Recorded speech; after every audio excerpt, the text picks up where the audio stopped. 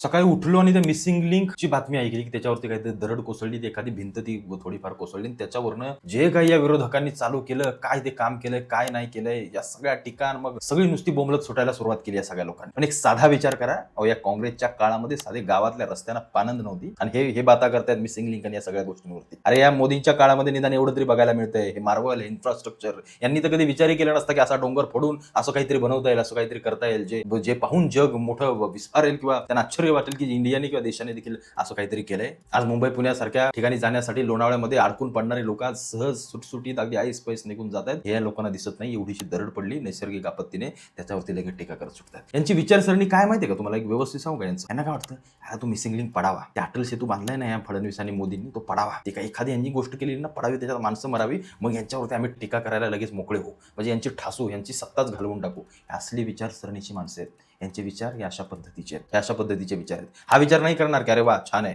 चांगला missing link बांधलात तुम्ही, चांगलं काहीतरी होतंय, असोत पडली ना दरड, ठीक आहे, थोडंफार इकडे तिकडे नैसर्गिक आपत्तीने होईल, काही हरकत नाही, तुम्ही बिंदास काम करा, आम्ही तुमच्या सोबत आहोत. अशी म्हणण्याची खेळीमेळीचं राजकारण जोपर्यंत या देशामध्ये येत नाही तोपर्यंत या देशाचा विकास होणार नाही. विरोधाला विरोध करायचा म्हणून कशाला विरोध करायचा? बरं, त्या राज ठाकरेंच्या मनसे पक्षाने विरोध केलाय, कशाला या सगळ्या गोष्टींना? अरे कुठली टीका कुठे करताय, काय करताय तुम्ही? थोडंसं जरा काहीतरी ठेवा. विरोधक आहात म्हणून तुम्हाला काय सगळ्याच गोष्टींना विरोध करायचा आहे का?